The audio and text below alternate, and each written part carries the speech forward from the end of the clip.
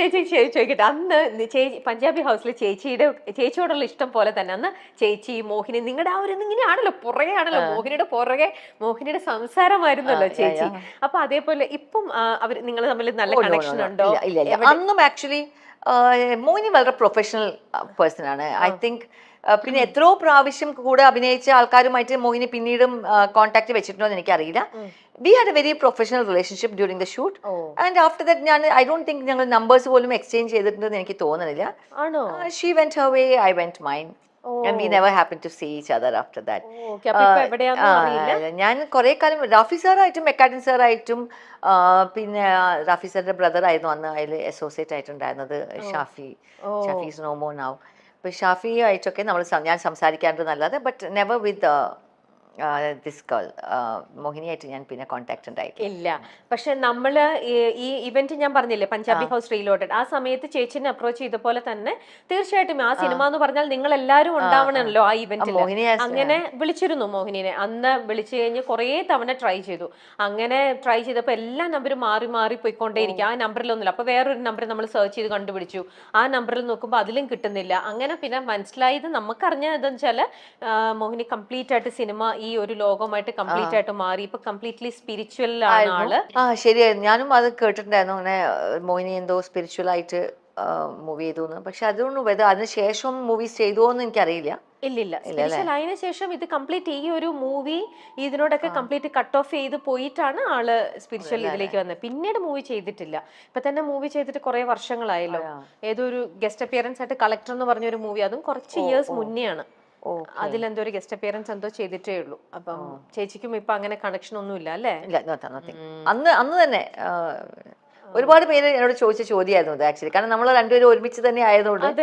പക്ഷേ പിന്നെ she's not A Malayali അല്ലേ, അതിന്റെ ഒരു ചെന്നൈയിൽ താമസിക്കുന്ന കുട്ടി ആയതുകൊണ്ടൊക്കെ ആയിരിക്കാം.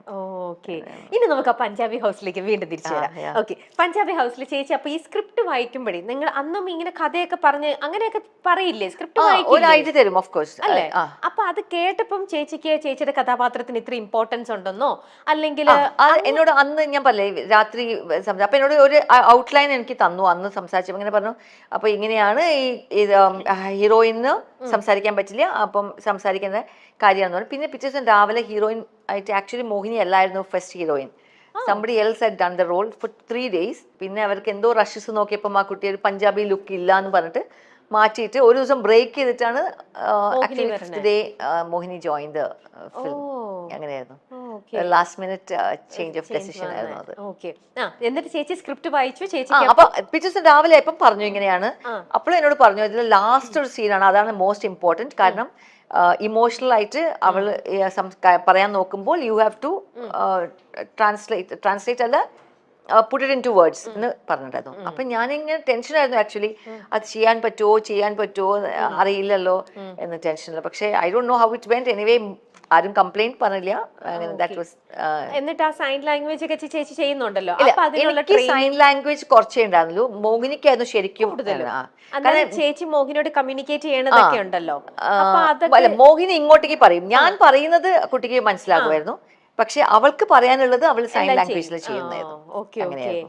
അപ്പൊ ചേച്ചി അതിന്റെ അത് പഠിക്കാൻ വന്നില്ല, ഒന്നും വന്നിട്ടുണ്ടായി. ഓക്കെ, ഇനി ആ സെറ്റില് ഈ സിനിമ ചേച്ചി ഇപ്പൊ പറഞ്ഞ പോലെ തന്നെ ഓരോ ഫെസ്റ്റിവൽ വരുമ്പോ പിന്നെ നമ്മുടെ ടിവിയിൽ എത്ര തവണ കണ്ടിരിക്കുന്നതാണ് പഞ്ചാബി ഹൗസ്. ഇപ്പോഴും നമ്മുടെ ടിവിയിൽ കണ്ടാൽ നമ്മൾ ഇങ്ങനെ ആദ്യം കാണുന്ന പോലെ നമ്മളിരുന്ന് കണ്ട് നമ്മളിരുന്ന് ചിരിച്ചുകൊണ്ടേയിരിക്കും. അടുത്ത വരാൻ പോകുന്ന കമന്റ് എന്താന്ന് നമുക്കറിയാം, ആ ഡയലോഗ്സ് എന്താണെന്നറിയാം. ബട്ട് സ്റ്റിൽ നമ്മൾ അതിങ്ങനെ എൻജോയ് ചെയ്തോണ്ടിരിക്കും. അപ്പോ ഇതിന്റെ ഭാഗമായിട്ട് ഷൂട്ടിംഗ് ലൊക്കേഷനിലുണ്ടായിരുന്നപ്പോ നിങ്ങളുടെ ആ ഒരു അന്നത്തെ ഫെസ്റ്റിവൽ സമയത്ത് കാണിക്കുന്ന ആ സിനിമ ഷൂട്ടിങ് ഒരു ഫെസ്റ്റിവൽ ആയിരുന്നു സത്യം പറയുകയാണെങ്കിൽ. കാരണം എല്ലാ ആർട്ടിസ്റ്റും എല്ലാ ദിവസവും ഉണ്ട്, എല്ലാവരും ആ പന്തൽ ബേസ് ചെയ്തിട്ടാണല്ലോ കഥകൾ. എല്ലാവരും എല്ലാ ദിവസവും ഉണ്ട്. പിന്നെ ഉള്ളവർ മുഴുവനും ഭയങ്കര തമാശ പറയുന്ന ആൾക്കാരാണ്. റാഫി മെക്കാറ്റന്റെ സ്ക്രിപ്റ്റിന് ഉപരിയായിട്ട് ഇവര് 4 പേരും, ഇന്ദ്രൻ ചേട്ടനും അശോകൻ ചേട്ടനും കൊച്ചിൻ ഹനീഫ സാറും ദിലീപും കൂടെയും ഒരുപാട് ഇംപ്രൂവൈസ് ചെയ്തിട്ട് എനിക്കൊന്ന് ഈ 4 പേരും അവർ 2 പേരും കൂടെ ഇംപ്രൂവൈസ് ചെയ്തിട്ടാണ് ഇതൊരു പെർഫെക്റ്റ് മൂവി ആയിട്ട് അന്ന് വന്നത്. പലപ്പോഴും ചിലപ്പോൾ പെട്ടെന്നായിരിക്കും എന്തെങ്കിലും പറയുമ്പോൾ നമ്മൾ ഷോർട്ടിൽ ചിരിച്ചു പോകും, എന്നിട്ട് കട്ട് ചെയ്തിട്ട് വീണ്ടും എടുക്കേണ്ടി വന്നത്. കാരണം അവർ അപ്പപ്പോൾ ലാസ്റ്റ് മിനിറ്റ് എന്തെങ്കിലുമൊക്കെ ഇടുമായിരുന്നു. നല്ല പിന്നെ കോമഡി ആയിട്ട് പോകുന്നോണ്ട് എന്തെങ്കിലും നമ്മൾ സജസ്റ്റ് ചെയ്താലും അത് ആക്സെപ്റ്റ് ചെയ്യുന്ന ഡയറക്ടേഴ്സ് ആയിരുന്നു. അതൊക്കെ നല്ലതായിരുന്നു. Okay okay. ഇത്രയും മനോഹരമായിട്ട് ചേച്ചി ചെയ്തു വെച്ച ക്യാരക്ടർ ഇന്നും എല്ലാവരുടെ ഭാഗത്തു നിന്ന് അപ്രീസിയേഷൻ കിട്ടുന്ന ഒരു ക്യാരക്ടർ. ഇത് ഇത്രയും ഡെപ്തിൽ ചേച്ചീനെ ഒന്ന് ഫീൽ ചെയ്യിപ്പിച്ചിട്ടുണ്ടാവും, അല്ലെ ചേച്ചീനെ ശരിക്കും ടച്ച് ചെയ്തിട്ടുണ്ടാവുന്ന വേറൊരു ക്യാരക്ടർ എന്ന് ചോദിച്ചാൽ അത് ഏതായിരിക്കും? ഓ, അങ്ങനെ ഞാൻ പറയുകയാണെങ്കിൽ അത്രയ്ക്കൊന്നും ഓടാത്ത ചില സിനിമകളായിരിക്കും ചെയ്തിട്ടുണ്ടാവുക. അതുകൊണ്ട് എനിക്ക് എടുത്തു പറയുന്നത് പ്രത്യേകിച്ച് if I say one movies name, വേറൊരു 4-5 മൂവീസ് അവരെ ചിലപ്പം ഹേർട്ട് ചെയ്യും അത്. കാരണം ഞാൻ എന്തുകൊണ്ട് അതിന് ഇമ്പോർട്ടൻസ് കൊടുത്തില്ല. സോ ഐ ഡോണ്ട്, അത് ഞാൻ പറയുന്നത് ശരിയല്ല. എനിക്ക് ഡിയർ ആയിരിക്കും, പക്ഷെ ആ സ്ക്രിപ്റ്റ് എഴുതിയ ആൾക്കും ആ ഡയറക്ടേഴ്സിനും അവർക്ക് അത് ഭയങ്കര ഇമ്പോർട്ടന്റ് ആയിരിക്കും. എനിക്ക് തന്നപ്പോ എനിക്ക് ചേച്ചി ഇതൊരു സൂപ്പർ ക്യാരക്ടറാന്ന് പറഞ്ഞിട്ട് എനിക്ക് തന്ന സാധനം ഞാൻ വാല്യൂ ചെയ്തില്ല എന്ന് അവർ വിചാരിക്കാൻ പാടില്ല. സോ ഐ തിങ്ക് അത് ഞാൻ പറയുന്നില്ല. ഓക്കെ. ചേച്ചി ഭയങ്കര എപ്പോഴും മോഡേൺ ഔട്ട്ഫിറ്റ്സ് ഇടാനാണോ ചേച്ചിക്ക് പേഴ്സണലി താല്പര്യം? ഞാനും എന്റെ മോളും ഡ്രസ്സ് ഒരേ ഡ്രസ്സിൽ അഡ്ജസ്റ്റ് ചെയ്ത് പോവാറുണ്ട്. മിനിമലിസം മറക്കരുത്. അപ്പം ഞാൻ ആക്ച്വലി സാരീസ് അല്ലാതെ ഇപ്പൊ പിന്നെയും കുറച്ചൊക്കെ ഞാൻ കുറച്ചും കൂടെ കോൺഷ്യസ് ആണ്. ഞാൻ എന്താ വാങ്ങിക്കുന്നത്, ചിലപ്പോൾ കുർത്തീസ് ഒന്നും അവൾക്ക് അത്രയ്ക്ക് താല്പര്യമില്ല. അതൊക്കെ ഞാൻ വാങ്ങിക്കുമ്പോൾ അവളെ പറ്റി ചിന്തിക്കാറില്ല. പക്ഷെ മോഡേൺ ഡ്രസ്സസ് ഞാൻ എത്രയോ വർഷങ്ങളായിട്ട്, ഐ തിങ്ക് അവളൊരു 15-16 ഇയേഴ്സ് ആയ മുതൽ ഞാൻ എന്ത് വാങ്ങിക്കുമ്പോഴും ഞാൻ ആലോചിക്കുക അവൾക്കും കൂടെ ഇഷ്ടാവോ, അവൾക്കും കൂടെ പറ്റുന്നതാണോ എന്ന് നോക്കിയിട്ടാണ് വാങ്ങിക്കുന്നത്. എത്ര പൈസ ലാഭിക്കാം ഭയങ്കരമായിട്ട്. പക്ഷേ ആ ദുഷ്ടത്തി അങ്ങനൊന്നും വാങ്ങിക്കാറില്ല. അവള് വാങ്ങിക്കുന്ന ഈ കുട്ടിക്കുപ്പായൊക്കെ വാങ്ങിച്ചു വരുമ്പോ നീനക്കിടാൻ പറ്റുമെന്നൊന്നും അവള് ചിന്തിക്കാറില്ല. അങ്ങനത്തെ ചിന്തകളൊന്നും അവക്കില്ല. എനിക്ക് ആ ചിന്തകളൊക്കെ ഉണ്ട്. അങ്ങനെ ഞാൻ എപ്പോഴും വാങ്ങിക്കുമ്പോൾ ഞാൻ ഇങ്ങനെ വിചാരിക്കും അവൾക്ക് ഇഷ്ടമായിരിക്കും. ഞാൻ ഈവൻ ഫുട്വെയർ വാങ്ങിക്കുമ്പോ പോലും ഞാൻ ആലോചിക്കും അവൾക്കൊരു ഇച്ചിരി നെക്സ്റ്റ് സൈസിലേക്ക് പോകണം. അപ്പൊ ഞാൻ ഒരുവിധം നിവർത്തിയുണ്ടെങ്കിൽ ഞാൻ അവൾക്ക് പറ്റുന്ന സൈസില് അപ്പൊ ഇന്ന് ഇട്ടോണ്ട് വന്നിരിക്കുന്ന ഷൂസും ഡ്രസ്സും അവൾക്ക് കുറെയൊക്കെ അവളുടെ സ്വന്തം കാര്യത്തിനൊക്കെ നിക്കാനൊക്കെ ആയല്ലോ. അതുകൊണ്ട് ഇന്ന് ഞാൻ വാങ്ങിച്ചത് ആക്ച്വലി ഞാൻ നോക്കിയിട്ടില്ല. ഇല്ല, ഇത് ഇന്നിട്ടത് അങ്ങനെ നോക്കിയില്ല. പക്ഷെ അല്ലെങ്കിൽ മിക്കവരും അവളുടെ ടൈപ്പ് അല്ല actually. I don't think she will wear this. Okay. പൊതുവെ ചേച്ചിക്ക് മോഡേൺ ഡ്രസ് ഇടാനാണ് കൂടുതൽ ഇഷ്ടം? ഐ ആം കംഫർട്ടബിൾ ആണ്. ജീൻസും ഫ്രോക്സും ഒക്കെ ആയിട്ട് ഐ ആം വെരി കംഫർട്ടബിൾ. കാരണം you don't have to bother what accessory you. ഇപ്പൊ കുർത്തീസ് ഇടുകയാണെങ്കിൽ ഇപ്പൊ രമ്യനെ കണ്ടു എന്ത് ഭംഗിയായിട്ട് രമ്യ നല്ലൊരു മാലയൊക്കെ ഇട്ട് വന്നു. അതിനെ പറ്റിയ ആക്സസറീസ്, കമ്മല്, മാല, അല്ലെങ്കിൽ മോതിരം. See, you wear a jeans, you wear a shirt or a top on that. ഒരു കമ്മലിട്ട് അത് സ്റ്റഡ് പോലത്തെ സാധനമാണെങ്കിലും it doesn't matter. പിന്നെ if you want to dress up your jeans, നമ്മൾ അതിന് പറ്റിയ ഒരു ചെയിൻസ് ഒക്കെ എന്തെങ്കിലും മാലയൊക്കെ ഇടാം എന്നല്ലാതെ, നെക്ക് വെയർ എന്തെങ്കിലും ചെയ്യാം എന്നല്ലാതെ, basically it's easier. Get ready, go. പെട്ടെന്ന് ക്യാരി ചെയ്ത് പോവാനൊക്കെ. പക്ഷെ ചേച്ചി ഫസ്റ്റ് സിനിമയിൽ അഭിനയിച്ചതൊന്നും ഓർക്കുന്നുണ്ടോ? ചേച്ചിയുടെ ആ ഒരു ക്യാരക്ടർ മോഡേൺ ഡ്രസ്സാണ് ആ ക്യാരക്ടർ ഇടുന്നതെന്ന് അറിഞ്ഞത് കൊണ്ട് മാത്രമാണ് അന്ന് ആ സിനിമയിൽ നീനാക്കുറുപ്പ്. അതൊക്കെ അറിഞ്ഞു. സത്യം. അതിന് മുമ്പ് എനിക്ക് വേറെ ഇതൊരു ഫിലിം വന്നിട്ടുണ്ടായിരുന്നു. അപ്പൊ അതിൽ ഞാനൊരു ധാവണിയും പാവാടിയും ബ്ലൗസും ധാവണിയും ഒക്കെ ഇടുന്ന ക്യാരക്ടറായിരുന്നു. അപ്പൊ ഞാൻ പറഞ്ഞു എനിക്ക് വേണ്ട ഇതൊന്നും, എനിക്കത് ചെയ്യാൻ ഇഷ്ടമില്ല, ധാവണിയൊക്കെ ഇട്ടിട്ട് ഞാൻ ചെയ്യില്ല എന്നൊക്കെ പറഞ്ഞു. അങ്ങനെയാണ് ഈ മൂവി വന്നത്. അപ്പം ഞാൻ ഈ മൂവിക്ക് എന്നെ വിളിക്കുമ്പോൾ ഞാൻ കാലിക്കറ്റിലില്ല. ഞാൻ ഒരു നാഷണൽ ഇന്റഗ്രേഷൻ മീറ്റിന്റെ ആവശ്യത്തിന് ഞാനും കുറെ ഫ്രണ്ട്സും എല്ലാവരും കൂടെ രാജസ്ഥാനിലാണ്. അപ്പൊ എന്റെ അച്ഛൻ വിളിച്ച് പറയാണ് ഒരു സിനിമയ്ക്ക് വന്നിട്ടുണ്ട്, നിനക്ക് ഒരു സിനിമ റോൾ വന്നിട്ടുണ്ട്, നിനക്ക് താല്പര്യം ഉണ്ടോ ചോദിച്ചു. അപ്പൊ ഞാൻ ചോദിച്ച ചോദ്യത്തെ മോഡേൺ വെയർ ആണ്, മോഡേൺ ഡ്രസ് ആണെന്ന് ചോദിച്ചു. ഞാൻ പറഞ്ഞു ഞാൻ ചോദിക്കട്ടെ, മോഡേൺ ആണെന്ന് പറഞ്ഞു. എന്നാ ചെയ്യാം, അത്രേ ഉള്ളൂ. ക്യാരക്ടർ അറിയണ്ട, മമ്മൂക്കയാണെന്നൊന്നും എനിക്ക് അറിയ പോലും ഇല്ല. അതൊന്നും അല്ലായിരുന്നു ഇമ്പോർട്ടന്റ്, മോഡേൺ ഡ്രസ് ആണെന്ന് മാത്രമേ നോക്കിയില്ലായിരുന്നു. പക്ഷെ ചേച്ചിനെ കാസ്റ്റ് ചെയ്യണത് ചേച്ചി ഒരു ഗാന്ധിനഗർ സെക്കൻഡ് സ്ട്രീറ്റിന്റെ ലൊക്കേഷനിൽ കാണാൻ അങ്ങനെ എന്തോ അല്ലേ? അതെ, അതെങ്ങനെയാ വെച്ചാല് ഗാന്ധിനഗർ സെക്കൻഡ് സ്ട്രീറ്റിലെ ഷൂട്ടിന്റെ സമയത്ത് എന്റെ കോളേജിൽ, വേറെ കോളേജാണ്, എന്റെ ഫ്രണ്ട്സ് പഠിക്കുന്ന കോളേജിലാണ് ഷൂട്ട്. കോഴിക്കോട് തന്നെയായിരുന്നു.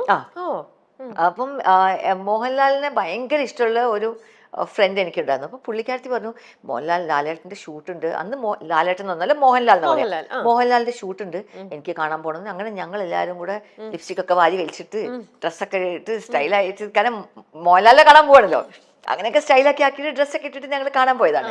അപ്പൊ കാണാൻ പോയ സമയത്ത് അന്ന് ഈ ജൂനിയർ ആർട്ടിസ്റ്റിനെ കൊണ്ടുവരാൻ അങ്ങനത്തെ ഒരു സിസ്റ്റം അങ്ങനെ ഉണ്ടായില്ല.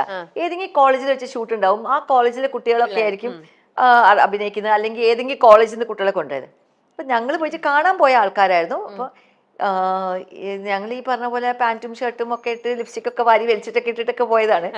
അപ്പൊ അവര് കണ്ടിട്ട് അവര് വന്ന് ചോദിച്ചു, ഈ ഒരു ഷോട്ടിൽ വന്നിട്ട് അഭിനയിക്കുമോ എന്ന് ചോദിച്ചു. അങ്ങനെ പോയിട്ട് ഞാനും എൻ്റെ കൂടെ 2 ഫ്രണ്ട്സും കൂടെ അഭിനയിക്കാൻ പോയി. ആ ഷോട്ട് വെറുതെ അങ്ങനെ മോഹൻലാൽ ചാടി വീഴുന്നു, ഞങ്ങൾ പോയി നോക്കുന്നു, എഴുതി നോക്കുന്നു, അത്രയ്ക്കേ ചെയ്യാനുണ്ടായിരുന്നു.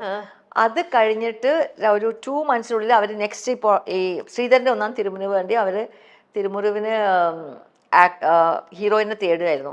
നോക്കി നടക്കുമ്പോൾ ഗൃഹലക്ഷ്മിയുടെ കവർ പേജിൽ ഞാനും വേറൊരു കൂട്ടുകാരിയും കൂടെ കവർ പേജിൽ വന്ന് ഓക്കെ ദീപാവലിന്റെ സ്പെഷ്യൽ എന്തോ ആയിരുന്നു.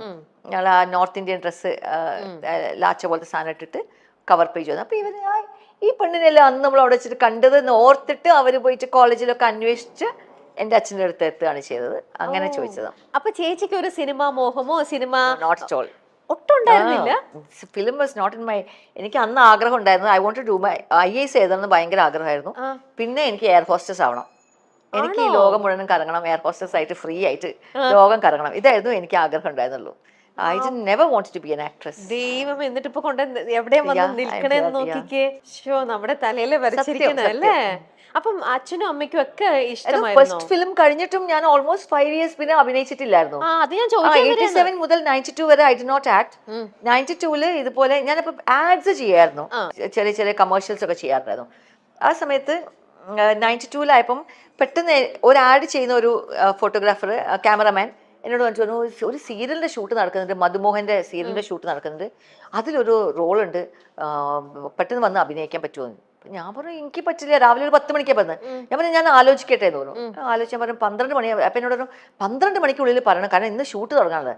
ഞാൻ പറഞ്ഞു ഓക്കെ, ഞാൻ 12 മണിക്ക് മുമ്പേ തൊട്ട് മുമ്പ് വിളിച്ചാൽ മതി. സോ അപ്പോഴത്തേക്കും ഞാൻ ഓക്കെ, ഞാൻ പോയി ചെയ്യാമെന്ന് വിചാരിക്കുന്നു.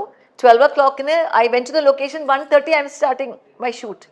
അങ്ങനെ പെട്ടെന്നുള്ള ഒരു ഡെസിഷൻ ആയിരുന്നു സീരിയലിലേക്ക് അഭിനയിക്കാൻ വന്നത്. അങ്ങനെ സീരിയൽ കുറെ കാലം I was comfortable doing serials കുറെ കാലം ചെയ്തു. അതിന്റെ ഇടയിലാണ് പഞ്ചാബി ഹൗസും വേറെ കുറച്ച് ചെറിയ ചെറിയ മൂവീസും ചെയ്തത്. പിന്നെ ചേച്ചിയുടെ ആ മോഹങ്ങൾ IASഉം ഇതും അതൊക്കെ പിന്നെ പോയി. ഇതിന്റെ ആ ഒരു ഹരം അറിഞ്ഞു കഴിഞ്ഞപ്പോ മുതല് ഇതിലേക്ക് അതല്ല, പഠിത്തം കഴിഞ്ഞിട്ട് പിന്നെ നമ്മൾ വീണ്ടും പഠിക്കാൻ വേണ്ടി പോകുമ്പോഴത്തേക്ക് നമുക്ക് അപ്പൊ പഠിച്ചുകൊണ്ടിരിക്കുമ്പോ നമുക്ക് ആഗ്രഹം ഉണ്ടാവും, അത് ചെയ്യണം ഇത് ചെയ്യണം എന്നൊക്കെ. പക്ഷെ ഗ്രാജുവേഷൻ കഴിഞ്ഞ പിന്നെ I was not very keen on studying for IAS. അങ്ങനെ അത് വിട്ടു. അപ്പം ഇങ്ങനെ ഒരു അഭിനയം പാഷനെ ആയിരുന്നില്ല, അഭിനയിക്കണമെന്നോ അല്ലെങ്കിൽ ഒരാൾ അങ്ങനെ ഒരു ഉള്ളിലെങ്കിലും അങ്ങനെ ഒരു ആഗ്രഹം ഉള്ളപ്പോഴല്ലേ നമ്മള് സ്ക്രീനിൽ മറ്റുള്ളവർ അഭിനയിക്കുന്നത് കാണുമ്പോൾ നമ്മളൊക്കെ ഒന്ന് അഭിനയിച്ച് നോക്കാട്ടെ, നമ്മൾ അങ്ങനെയൊക്കെ ചെയ്യും. ചേച്ചിക്ക് ഇങ്ങനത്തെ ഒരു ഇതും ഇല്ലാണ്ട് ചേച്ചി പോയി നേരെ വന്നു പോയി ചെയ്യുന്നു. ഇൻഫാക്ട് ഞാൻ ശ്രീധരന്റെ 1ാം തിരുമുറി ചെയ്ത സമയത്ത് പോലും എനിക്ക് അതിന്റെ സിനിമ കണ്ടപ്പോഴും ഇനി അഭിനയിക്കണം എന്ന് ആഗ്രഹം ഉണ്ടായിട്ടില്ല. പക്ഷെ ഞാൻ സീരിയൽ ചെയ്യാൻ തുടങ്ങിയ സമയത്ത് അന്ന് സീരിയൽ അഭിനയിച്ചുകൊണ്ടിരിക്കുമ്പോൾ തന്നെ അതിന്റെ ടെലികാസ്റ്റ് വീക്ക്ലി വൺസ് ആയിരുന്നു ടെലികാസ്റ്റ്. അപ്പൊ സീരിയലിന്റെ ഷൂട്ട് കഴിയുന്നതിന് മുമ്പേ തന്നെ 1-2 എപ്പിസോഡൊക്കെ വന്നിട്ടുണ്ടാവും. അപ്പം അങ്ങനെ സീരിയലിന്റെ ഷൂട്ടിന്റെ ഫീഡ്ബാക്ക് കിട്ടുമല്ലോ നമുക്ക്. അന്ന് ഈ പറഞ്ഞ പോലെ നാന, ചിത്രഭൂമി എന്ന് പറഞ്ഞ മാഗസിൻസ് ഒക്കെ ഉണ്ടായിരുന്നു. അതിലിങ്ങനെ വന്നു നീന കുറുപ്പിന്റെ സമന്വയമല്ല, എന്തോ ഒരു വാക്കുണ്ടായിരുന്നു, തന്മയത്വമുള്ള അഭിനയം കൊള്ളാം എന്നൊക്കെ പറഞ്ഞിട്ട് ഒരു മാത്തുക്കുട്ടി പിന്നെ ഒരു TP ഉഷയോ, ഈ 2 പേരായിരുന്നു അന്നത്തെ മാഗസിൻസിൽ ലാസ്റ്റ് ഒരു പേജിൽ മറ്റേ ഇവരെ കമന്റ്സ് ഉണ്ടാവും. അപ്പൊ അത് കേട്ടപ്പോഴാണ് സത്യം പറഞ്ഞാൽ എനിക്ക് ഒരു നല്ല feel. Okay, somebody is commenting. ഈ നാടകം അഭിനയിക്കുന്ന ആൾക്കാർ പറയല്ലോ, അവർക്ക് ഏറ്റവും വലിയ ഹൈ കിട്ടുന്നത് ആ പ്രേക്ഷകർ അപ്പൊ കൊടുക്കുന്ന കമന്റ്സ് ആണ്, ലൈവായിട്ട് കിട്ടുന്നത്. അപ്പൊ ആ ഒരു കമന്റ്സിലാണ് സത്യം പറഞ്ഞാൽ ഇനി നല്ല അഭിനയിക്കാം. പിന്നെ വേറെ പണിയൊന്നും അറിയൂലായിരുന്നു. ഗ്രാജുവേഷൻ കഴിഞ്ഞ് പിന്നെ വേറെ ഒന്നും ചെയ്തില്ല. ഞാൻ MA ചെയ്തു, പക്ഷെ I didn't complete the course. Just 2-year course ചെയ്തു, പക്ഷെ എക്സാം കംപ്ലീറ്റ് ചെയ്തില്ല. സോ അതുകൊണ്ട് പിന്നെ വേറെ ഒന്നിനും കാര്യമായിട്ട് വേറെ പണിയൊന്നും അറിയില്ലായിരുന്നു. ഓക്കെ. അപ്പൊ ഈ ഫസ്റ്റ് സീൻ ഷൂട്ട് ചെയ്യുന്ന സമയത്തൊക്കെ അപ്പം കുറെ ബ്ലണ്ടേഴ്സ് വരിക, തെറ്റിക്കുക, കുറെ റീടേക്സ് പോവുക, അങ്ങനെയൊക്കെ വന്നിട്ടുണ്ടോ? മെയിൻലി എന്താണെന്ന് വെച്ചാല് അതിലൊരു ക്യാരക്ടർ, ശ്രീധരന്റെ 1ാം തിരുമുറിയിലെ ക്യാരക്ടർ ഒരു ഭയങ്കര ഒരു എന്താ പറയാ ഒരു മൂഷേട്ട സാധനമായിരുന്നു. അതുകൊണ്ട് വലിയ നമുക്ക് കുറെ ടേക്സ് ഒന്നും പോകേണ്ട ആവശ്യമില്ല. പക്ഷേ എനിക്കിപ്പോഴും ഓർമ്മയുണ്ട് ശ്രീനിവാസേട്ടൻ ശ്രീനേട്ടന്റെ കൂടെ ഒരു സീനില് ശ്രീനേട്ടൻ പറയുന്നത് കോമഡി ആയിട്ടാണ് പറയുന്നത്, പുള്ളി സീരിയസ് ആയി പറയുന്നത്, പക്ഷെ അത് കോമഡി ആയിട്ടാണ് അത്. എനിക്ക് തോന്നുന്നു ഒരു 15 പ്രാവശ്യം ചിരിച്ചുകൊണ്ടിരുന്നു. ഞാൻ ടേക്ക് പോകാൻ പറ്റില്ല. അവസാനം എന്നോട് സത്യേട്ടൻ പറഞ്ഞു, നീന പോയിട്ട് കുറച്ചു നേരം റെസ്റ്റ് എടുക്കൂ, എന്നിട്ട് തിരിച്ചു വന്നിട്ട് എടുക്കാം പറഞ്ഞു. അപ്പോൾ ആ സമയത്ത് എന്നോട് അസോസിയേറ്റ് ഡയറക്ടർ പറഞ്ഞു, സത്യൻ അന്തിക്കാട് ഭയങ്കര ദേഷ്യം പിടിക്കുന്ന മനുഷ്യനാണ്, നീ ഇങ്ങനെ ചിരിച്ചുകൊണ്ടിരുന്നാൽ ഭയങ്കര പ്രശ്നമാവും, അതുകൊണ്ട് വേഗം പോയിട്ട് അഭിനയിച്ചു, മര്യാദയ്ക്ക് അഭിനയിച്ചോ, അല്ലെങ്കിൽ പുള്ളിക്ക് ചൂടാവുന്ന പറഞ്ഞു. അപ്പൊ എനിക്ക് പേടിയായിരുന്നു, എന്നെ ചീത്ത പറയുമോ, സെറ്റിൽ ഇത്രയും ആൾക്കാരുടെ മുമ്പിൽ ചീത്ത പറയുമോ എന്ന് പേടിച്ചിട്ട് ചിരിക്കാതെ. ഇപ്പോഴും ഞാൻ ചെയ്യും അത്. എനിക്ക് ചിരി വല്ലാതെ വന്നാൽ ഞാൻ എന്നെ പിടിച്ച് കുറേ നുള്ളും, ഭയങ്കരമായിട്ട് നുള്ളി വേദന. ഇപ്പൊ ആ വേദനയിൽ നമ്മൾ ചിരി വരാതെ നിൽക്കും.